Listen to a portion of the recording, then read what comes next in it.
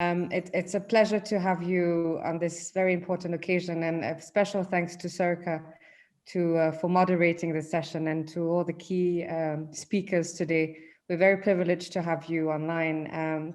This event today is also marking our 20th anniversary of IOM in Ireland. And so I would like to seize this opportunity to also thank the good collaboration we've had with the Government of Ireland, particularly the Department of Justice and Equality and the Department of Foreign Affairs and Trade.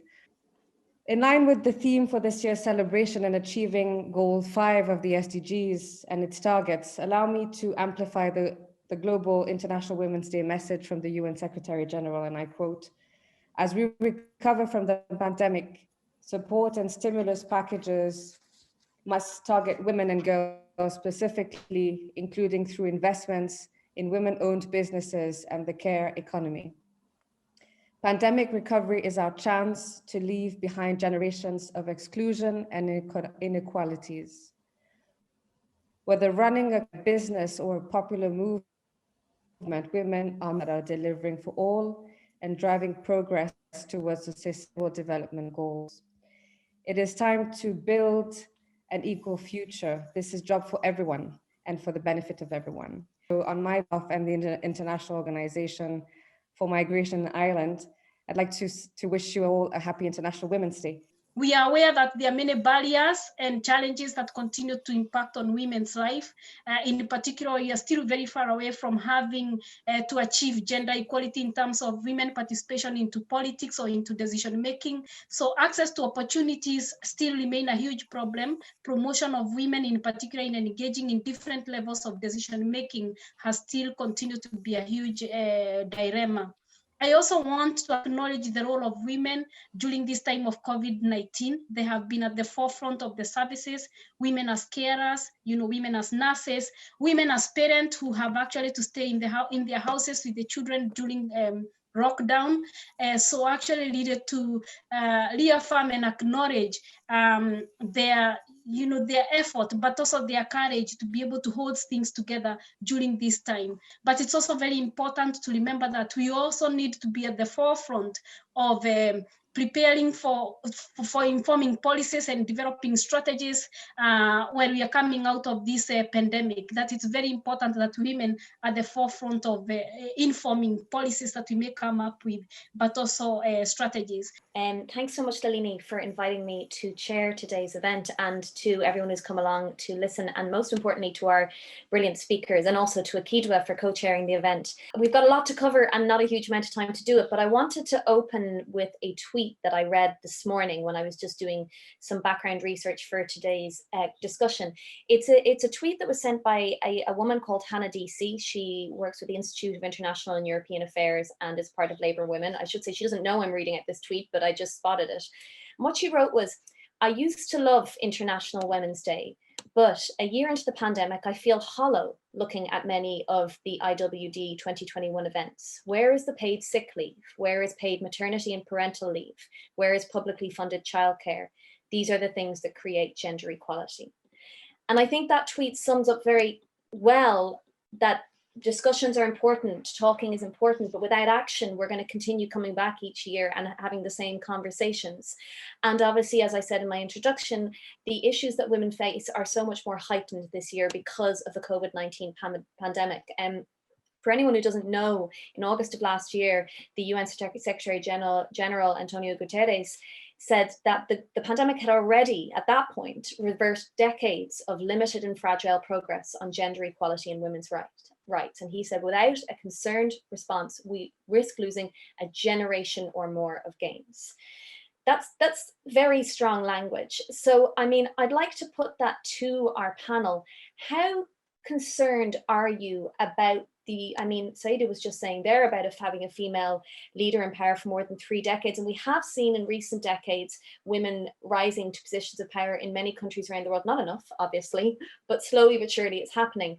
But then we've got this situation where many women who are in precarious work, who are working in healthcare, who are in domestic abuse situations, are facing challenges that have resurged and we thought we had gotten rid of.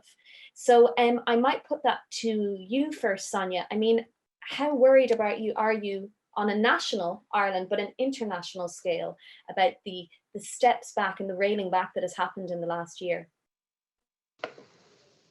Yeah, thanks, Sorcha. I mean, I think there's, as you say, there's enormous evidence and growing evidence that the pandemic has significantly impacted women more than it's impacted men. And as you say, that's mostly because women are overrepresented in precarious work, in work where there isn't things like, as you say, paid sick leave, maternity leave, parental leave, and so on.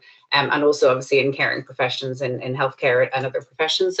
So there's more of a risk, a sort of direct risk in terms of COVID, but more also of an indirect risk in terms of the gains of gender equality going backwards. And obviously also, as you say, domestic and sexual violence has significantly increased. And that's also the case in Ireland, but obviously internationally as well.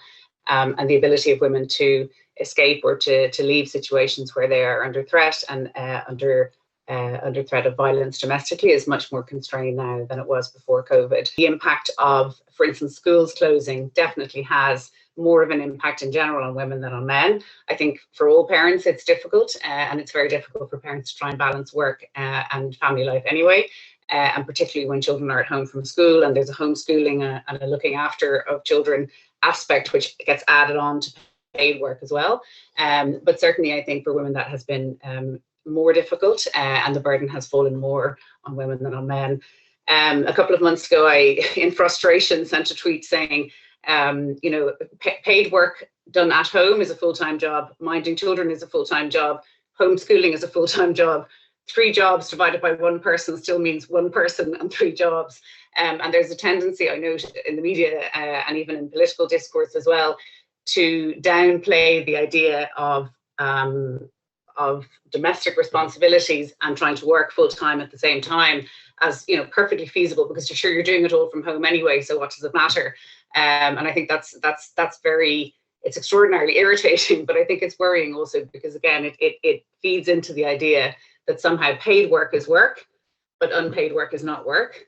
And the paid work done from the home somehow isn't really work either, or can be, done at the same time as something else. As a country that has fought for a very long time to leave behind generations of inequality when it comes to racial inequality, how do we move forward in supporting women in emerging from this pandemic as the vaccine rollout continues? At the moment, government has put in place some programs to make sure that people don't suffer without getting support from government. For instance, there are allowances that everyone who is not at work get on a monthly basis. Not a lot of money, but just to make sure that there is food on the table, especially for children and elderly people and the disabled. Also, there are programs within the public service that make sure that women are catered for. You will know that perhaps there are programs that government has introduced that are called the governance and national planning processes. This particular one is called the Gender Response Planning, Budgeting, Monitoring, Evaluation and Auditing Framework, which is an important strategy to ensure that women's empowerment is at the center of national planning, to make sure that women's issues are really taken care of and in fact are prioritized. And in conjunction with that, to make sure that children, especially when schools were closed, are still provided for. It happens sometimes that the only meals that our children get are the meals that they get at school. So there was provision that was made for that as well. And there were also training programs for senior management to make sure that they take everyone on board, to make sure that no one is left behind, as I said. And at this point, I would really like to pay tribute as well to grandmothers in our communities, to our gogos, as we call them, because we find that most parents are away at work centers, including mothers who have to work away from home, but the grandmothers are at their homes taking care of the children. Thank you, YOLISA. Thank you for that. And I'm glad that you paid tribute to civil society there, because I think if Ireland's anything to go by, I imagine the entire world has been hugely supported by civil society groups through this pandemic and the vital grassroots work that they do in supporting everyone, but particularly women and children. I've seen a few articles over the last year that have spoken about how female leaders have actually dealt better with COVID-19 than male leaders. Now, I'm not sure how well it weighs up. I mean, you could take someone like Angela Merkel, who has done very well, but I'm not sure internationally how many. Ideally, I'd like it to be true, it'd be wonderful.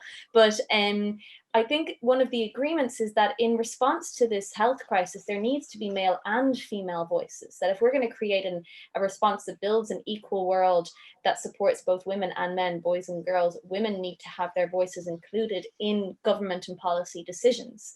And I'd like to hear your thoughts on that, both from a Bangladeshi sphere, but also given your connection with the UK and Ireland, and how we move forward with that.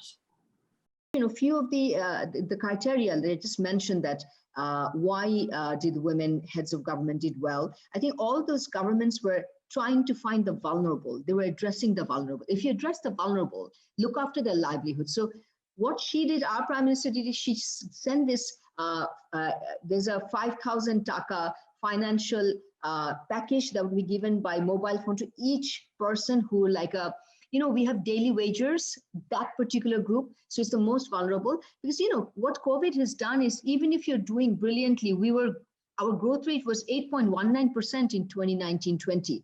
That came down to 5. So we've lost 3 to 4% of our GDP growth. Every country has. In that, you have to see that there was a contribution of women. We have a 40% formal labor sector, women. So women constitute 40% of the formal labor sector. So you have to look after these women. So in that context, I think it is true that they have done well. There needs to be the voice of men, but more importantly, voice of women have been heard. So you talked about civil society. We will talk about the private sector. I think our private sector has also come forward. One more reason why we did so well is that private sector, we have a big pharmaceutical industry. They provided antiviral medication for free for every COVID patient. That was another public health leadership example by women prime minister. And the other one is vaccination. It's also for free. So we procured the vaccination. Right now, we've done about 2.4 million vaccination in our country. And, our COVID rates are very low. Even today, our infection rates were 600 and the death was 11. So we've had a very low COVID prevalence. So I think being cautious is a natural women's, instinct. And I think being cautious and being, hands-on and taking early decisions really helped. To end on a higher note, or a lighter note, I mean, role models are so important for all aspects of society, whether it's for women, whether it's for ethnic minorities. People need role models to know that they can aspire to something. And the 4 women that I'm speaking to here today are the perfect example of role models, both within your own countries, but internationally, of what young women can aspire to in their lives. What would be your message to, let's say, a teenage girl who is overwhelmed by COVID-19 and really feels that the plans she had for her future have been totally thrown aside, whether it's because her education is on hold, because there's domestic abuse in her household, but whether someone's died from COVID-19, or whether there's external factors as well? What would you say to that young woman to give her hope and to give her strength for the coming years? Don't give up. Don't give up at all. Believe in yourself. Be strong. Be bold. Be confident. And one thing I want all the women, all the young generation, to teach her son later on how to respect the sister, the mother, and the wife. It's very important not only to teach the girls, to teach the boys. The young generations are very well, the educated young generations, they will open up to this. So just push them. I teach my son now how to respect his sister, how to respect his mother, how to respect later on his wife. So I always tell them, and dream, because my dream, my position now started as a dream. I used to dream when I was young, at the early age, that I wanted to be the ambassador of Palestine to the UN. Don't ask me why, but this was my dream. So focus, be strong, be confident, don't give up, believe in yourself. and teach your son how to respect his sister, his daughter, his wife, and the female of his community. This is very important. That is such an important point, and Gilan, I'm so glad you mentioned it, because for all the incredible events that are taking place around the world today to mark International Women's Day, I've been attending events for years now. There's only a small proportion of men who ever attend them, and it is the men and the boys who need to be paying attention to what we're saying as well. We know a lot of what we're saying. We need to spread that word, spread that to the men in our lives, whether it's our brothers or our husbands or our sons or our fathers. And thank you so much to our speakers today, to Sonia, to YOLISA, to Gilan, and to SAIDA. And also a huge thanks to LALINI from the IOM and to Salome from AkiDwa for inviting us all to take part in this discussion today. I know I'm going to walk away with plenty of food for thought, and I hope you all do as well. And a very happy International Women's Day to everyone. So thank you very much, and I hope you all have a lovely evening. Good night.